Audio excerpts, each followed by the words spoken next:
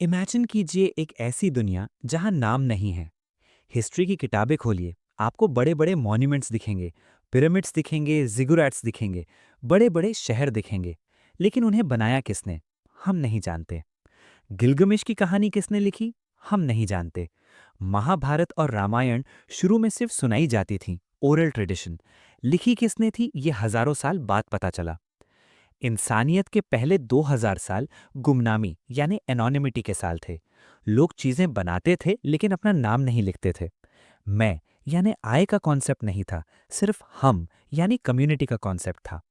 लेकिन फिर इराक के रेत के नीचे 4300 ईयर्स पहले एक औरत ने वो किया जो उससे पहले किसी इंसान ने नहीं किया था। उसने मिट्टी की एक टैबलेट उठाई, उसने उस पर अपने जज्बात लिखे, अपना गुस्सा, अपना डर, अपनी भक्ति। और अंत में नीचे उसने वो किया जिसने हिस्ट्री को दो हिस्सों में बांट दिया। उसने लिखा, ये मैं हूं, ये मेरे शब्द हैं। उसने साइन किया, इन हेडू आन्ना। ये दुनिया की पहली ऑथर थी, दुनिया की पहली पोएट। शेक्सपियर से 4000 साल पहले, बुद्ध और जीसस से 2000 साल पहले। ये वो औरत है जिसने हमें बताया कि इंडिविजुअल होना क्या होता है। लेकिन दोस्तों, ये सिर्फ एक कवित्री नहीं थी, ये दुनिया की सबसे पावरफुल औरत थी। एक प्रिंसेस, एक हाई प्रीस्टेस और एक पॉलिटिशियन जिसने अपने शब्दों से एक टूटे हुए देश को जोड़ा था। आज शून्य पॉडकास्ट पर हम बात करेंगे उस औरत की जिसे हिस्ट्री ने भुला दिया, लेकिन जिसके बिना लिटरेचर पैदा नहीं होता। हम डिकोड करेंगे उसकी किताब निन्मे शर्रा को। हम देखेंगे द डिस्क ऑफ एनहेडू अन्ना को, वो सबूत जो कंफर्म करता है कि ये कोई मिथ नहीं, असली इंसान थी। और हम जानेंगे कि कैसे एक औरत ने केओस की देवी इनान्ना को बुलाकर एक सिविल वॉर को खत्म किया। Welcome to the story of the mother of words.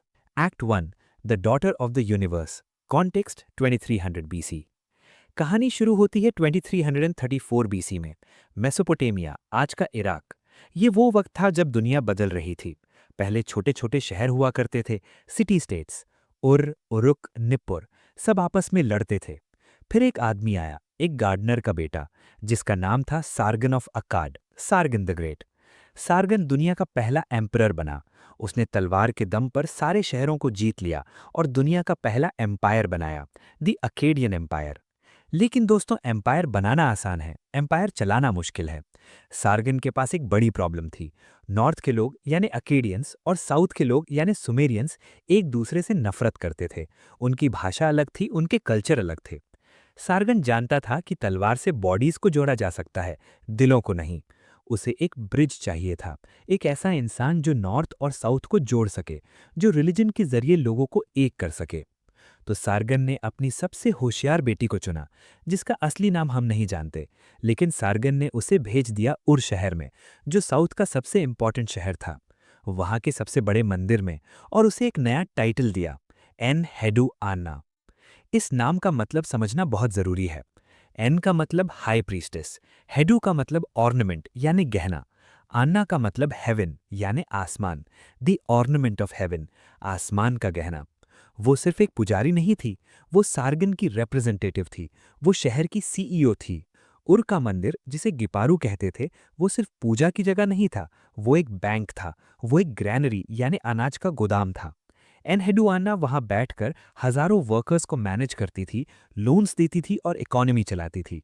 हमारे पास आज भी वो डिस्क ऑफ एनहेडुआना है, जो यूनिवर्सिटी ऑफ पेंसिल्वेनिया म्यूजियम में रखी है। इस डिस्क पर हम एनहेडुआना को देख सकते हैं। वो सबसे लंबी है, बीच में खड़ी है, एक फ्लाउंस्ड रोब पहने हुए।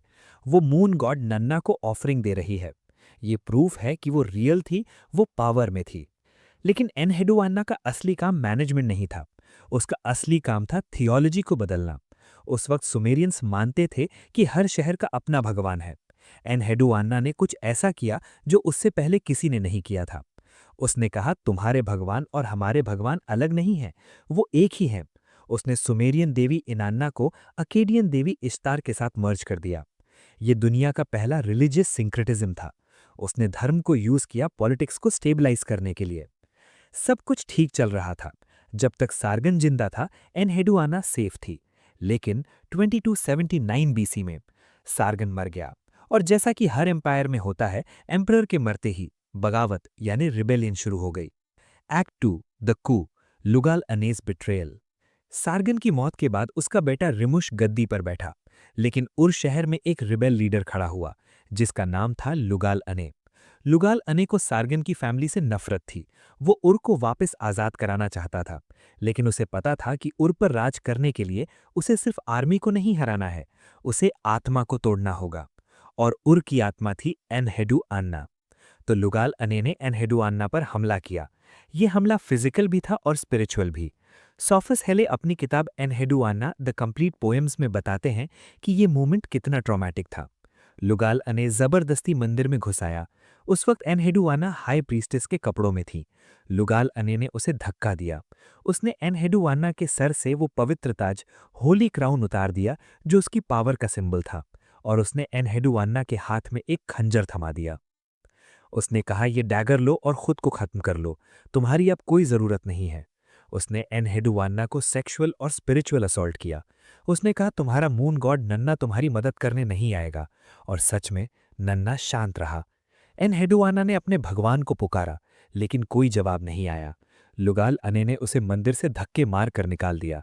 वो राजकुमारी, वो हाई प्रीस्टेस, अब रेगिस्तान में अकेली थी, बिना घर के, बिना पावर के, बिना अपने भगवान के। इमेजिन कीजिए उस औरत की हालत को। उसने अपनी पूरी जिंदगी जिस मंदिर को दिया, जिस भगवान की सेवा की, उसने उसे छोड़ दिया। वो सुसाइड कर सकती थी, वो हार मान सकती थी, लेकिन एनहेडुआना ने वो किया जो 4000 साल बाद भी हमें गूज़बम्स देता है। उसने कहा, अगर शांति का देवता नन्ना मेरी मदद नहीं करेगा तो मैं तबाही की देवी इनान्ना को बुलाऊंगी। यहां से शुरू होती है वो रचना, वो पोयम जिसने हिस्ट्री बदल दी, निन में शर्रा, द एग्जॉल्टेशन ऑफ इनान्ना। एनहेदुआना ने डिसाइड किया कि वो तलवार से नहीं लड़ेगी, वो शब्दों से लड़ेगी। उसने रात के अंधेरे में बैठकर लिखना शुरू किया, और उसने एक ऐसी शक्ति को बुलाया जो मर्दों को भी डरा देती थी।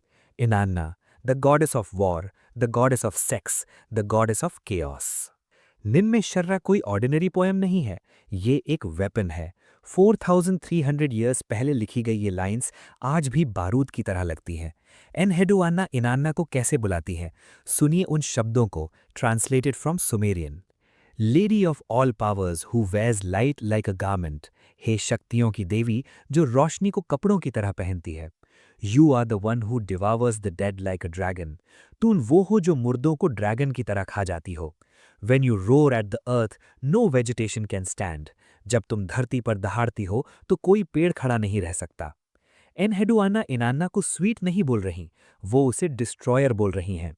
वो कहती हैं, लुगाल अने ने मुझे निकाल दिया, उसने मंदिर को गंदा कर दिया। हे इनान्ना, आओ और उसे खत्म कर दो। लेकिन इस पोएम का सबसे पावरफुल पार्ट वो है जहां पर एनहेडुआना अपने बारे में बात करती हैं। हिस्ट्री में पहली बार कोई मैं बोल रहा है। वो लिखती हैं, आई एम एनहेडुआना, मैं वो हूं जो पहले गाती थी, लेकिन अब मैं रोता हुआ धुआं बन गई हूं। मेरे मुंह में शहद था, अब वहां जहर भर गया है। मेरी किस्मत जो सूरज की तरह चमकनी चाहिए थी, अब अंधेरे में खो गई है। देखिए कैसे वो अपने डिप्रेशन, अपने ट्रॉमा को शब्दों में ढाल रही हैं। सॉफस हेले पॉइंट आउट करते हैं कि ये दुनिया का पहला एग्जाम्पल है जहां पर कोई ऑथर अपने क्रिएटिव प्रोसेस के बारे में बात कर रहा है। एनहेडुआना लिखती हैं कि ये पोएम लिखना कैसा था। I gave birth to this song for you, मैंने इस गाने को जन्म दिया है। जैसे एक माँ बच्चे को जन्म देती है, दर्द में, खून में, वैसे ही एनहेडुआना ने इस पोएम को जन्म दिया है। ये पोएम रात को लिखी गई थी। वो कहती हैं, जो मैंने रात को गाया वो दिन में सिंगर्स दोहराएंगे। और यही हुआ। एनहेडुआना की ये प्रेयर, ये पुकार काम कर गई। कहा जाता है कि इनान्ना ने सुन लिया, पॉलिटिकल हवा बदल गई। सार्गन के बेटे रिमुश यानी नरम सिन ने अपनी आर्मी भेजी। लुगाल अने जो खुद को किंग समझ रहा था वो हार गया, उसकी रिबेलियन कुचल दी गई। और एनहेडुआना वो वापस आई, लेकिन अब वो पहले वाली एनहेडुआना नहीं थी, अब वो दी ऑथर थी। Act 4, the architect of faith, the temple hymns. जब एनहेदुआना वापस आईं तो वो सिर्फ एक प्रीस्टेस नहीं थीं, वो एक पॉलिटिकल स्ट्रैटेजिस्ट बन चुकी थीं। उसने देखा कि लुगाल अने जैसा रिबेल दोबारा खड़ा हो सकता है, क्योंकि सुमेर के लोग अभी भी बटे हुए हैं, डिवाइडेड। उर का आदमी निप्पुर वालों को अपना नहीं मानता, उरुक का आदमी एरिडू वालों से नफरत करता है। एनहेदुआना ने सोचा, मुझे इन सब को एक धागे में पिरोना होगा, और वो धागा था लिटरेचर। उसने एक मॉन्यूमेंटल प्रोजेक्ट शुरू किया, दी टेम्पल हिम्स। ये 42 हिम्स या भजन्स का एक कलेक्शन था। लेकिन ये नॉर्मल भजन नहीं थे। एन्हेदुआना ने क्या किया, ये समझना बहुत ज़रूरी है। वो फिजिकली या मेंटली हर शहर के मंदिर में गई, एरिडू, निप्पुर, केश, उरुक। उसने हर शहर के भगवान की तारीफ की। उसने कहा, तुम्हारा मंदिर पवित्र है, तुम्हारा मंदिर ईंटों से बना है जो आसमान को छूती हैं। और फिर उसने इन सारे मंदिरों को एक किताब में बांध दिया। ये दुनिया का पहला नेशनल एंथम टाइप प्रोजेक्ट था। उसने लोगों को एहसास दिलाया कि चाहे तुम्हारे शहर अलग हों, तुम्हारा कल्चर एक है। ये वही काम था जो हजारों साल बाद शंकराचार्य ने इंडिया में किया था, चार धाम बनाकर। एन्हेदुआना ने शब्दों के जरिए सुमेर को एक देश बना दिया। और इस कलेक्शन के अंत में उसने वो लिखा जो आज भी स्कॉलर्स को हैरान करता है। The person who has woven this tablet is Enheduanna. My king, something has been created that no one has created before. जिसने इस टैबलेट को बुना है वो एन्हेदुआना है। मेरे राजा, कुछ ऐसा बनाया गया है जो पहले कभी नहीं बना। वो जानती थी, उसे पता था कि वो हिस्ट्री क्रिएट कर रही है। ये प्राइड था, ये ईगो नहीं, ये सेल्फ अवेयरनेस थी। एक्ट 5, द केओस ऑफ इनान्ना, इन निन शागुर्रा। लेकिन एन्हेदुआना की राइटिंग सिर्फ पॉलिटिक्स नहीं थी, वो रॉ इमोशन थी। उसकी एक और फेमस पोएम है, इन निन शागुर्रा, स्टाउट हार्टेड लेडी, शेर दिल वाली देवी। इस पोएम में एन्हेदुआना इनान्ना की उस पावर को डिस्क्राइब करती है जो जेंडर और नेचर के रूल्स तोड़ देती है। वो लिखती है, to destroy, to build, to tear out and to settle are yours Inanna. तोड़ना, बनाना, उखाड़ना और बसाना, ये सब तुम्हारा है Inanna. To turn a man into a woman and a woman into a man are yours Inanna. ये लाइन देखिए, 4300 ईयर्स पहले एन्हेदुआना समझ रही थी कि इनान्ना फ्लूइड है, वो बाइनरी नहीं है।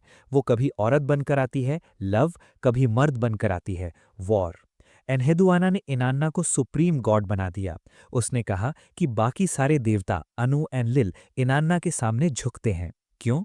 क्योंकि इनान्ना अनप्रिडिक्टेबल है। और एन्हेदुआना की लाइफ भी अनप्रिडिक्टेबल थी। उसने इनान्ना में अपना रिफ्लेक्शन देखा, एक ऐसी औरत जो पावरफुल है, गुस्से में है और जिसे कंट्रोल नहीं किया जा सकता। Act 6, the legacy, the Shakespeare of Sumer. Enheduanna की मौत के बाद क्या हुआ? क्या लोग उसे भूल गए? बिल्कुल नहीं। यही इस कहानी का सबसे बड़ा डिफरेंशिएटर है। आमतौर पर एंशिएंट हिस्ट्री में औरतों को भुला दिया जाता है, लेकिन एन्हेदुआना के मरने के 500 साल बाद तक जब बेबीलोन का एम्पायर आया, तो वहाँ के स्कूल्स एडुब्बा में बच्चों को लिखना सिखाने के लिए एन्हेदुआना के पोएम्स दी जाती थीं। सोचो जरा, 1800 बीसी में एक छोटा बच्चा मिट्टी की टैबलेट पर निन में शरा कॉपी कर रहा है ताकि वो लिखना सीख सके। एन्हेदुआना उनके लिए वही थी जो आज हमारे लिए शेक्सपियर या होमर हैं। वो एक स्टैंडर्ड बन गई थी। उनकी पोएम्स की 100 से ज़्यादा कॉपीज मिली हैं अलग अलग शहरों, निप्पुर और उर में।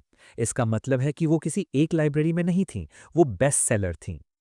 British archaeologist sir Leonard woolly ने जब 1927 में उर की खुदाई की तो उन्हें वो कैल्साइट डिस्क मिली। वो डिस्क टूटी हुई थी, लेकिन उस पर एन्हेदुआना का नाम साफ था। ये फिजिकल प्रूफ था कि जो पोएम स्टूडेंट्स कॉपी कर रहे थे वो किसी इमेजिनरी कैरेक्टर की नहीं, एक रियल औरत की थी। एक ऐसी औरत जिसने अपने दिमाग से एक एम्पायर को बचा लिया था। कंक्लूजन। तो दोस्तों, 4300 ईयर्स पहले इराक की रेत में दफन इस औरत की कहानी हमें आज क्या सिखा सकती है? एन्हेदुआना सिर्फ हिस्ट्री का एक चैप्टर नहीं है, वो एक लेसन है। Lesson 1, documentation is power. लिखो वरना मिट जाओगे। सरगोन दुनिया का पहला एम्परर था। उसने बड़ी बड़ी जंगें जीती, लेकिन आज सरगोन को हम इसलिए जानते हैं क्योंकि एन्हेदुआना ने उसके बारे में लिखा। एन्हेदुआना ने हमें सिखाया कि pen is mightier than the sword. तलवार चलाने वाले मर जाते हैं, लेकिन लिखने वाले अमर हो जाते हैं। अगर आपके पास कोई आइडिया है, कोई स्टोरी है, उसे लिखो, डॉक्यूमेंट करो, क्योंकि जो लिखा नहीं गया वो कभी हुआ ही नहीं। Lesson 2, own your narrative. मैं हूं। एन्हेदुआना पहली इंसान थी जिसने मैं शब्द का इतना पावरफुल यूज किया। I am Enheduanna. उसने अपनी पहचान छुपाई नहीं। आज की दुनिया में हम अक्सर क्रेडिट लेने से डरते हैं, हम पीछे हट जाते हैं। एन्हेदुआना कहती हैं, साइन योर वर्क। अपनी मेहनत पर अपना नाम लिखने से मत डरो। सेल्फ अवेयरनेस एरोगेंस नहीं है, सेल्फ अवेयरनेस है। Lesson 3, turn trauma into art. जब लुगाल अने ने उसे निकाल दिया, जब वो अकेली थी, डिप्रेशन में थी, तो उन्होंने क्या किया? क्या वो चुपचाप मर गईं? नहीं। उन्होंने अपने दर्द को पोएट्री में बदल दिया। उन्होंने निम में शरा लिखी। उन्होंने अपने सबसे बुरे वक्त को अपनी सबसे बड़ी ताकत बना लिया। अगर आपकी लाइफ में बुरा वक्त चल रहा है तो उसे वेस्ट मत करो, उसे फ्यूल बनाओ। Create something out of it. Enheduanna ने 4000 ईयर्स पहले एक मशाल जलाई थी। वो मशाल थी इंसानी आवाज़ की। उसने बताया कि एक अकेला इंसान भी अगर सच्चाई से बोले तो वो भगवान को भी नीचे उतार सकता है। अगर इस अनोखी कहानी ने आपके दिमाग के तार हिलाए हैं, अगर आपको लगा कि हिस्ट्री में सिर्फ राजा महाराजा नहीं, ऐसी पावरफुल औरतें भी थीं, तो सब्सक्राइब कीजिए शून्य पॉडकास्ट को। हमने देखा शब्दों की ताकत को। आगे किस पर वीडियो चाहिए बताना। तब तक के लिए अपनी आवाज़ ढूंढो और उसे दुनिया को सुनाओ। जय हिंद।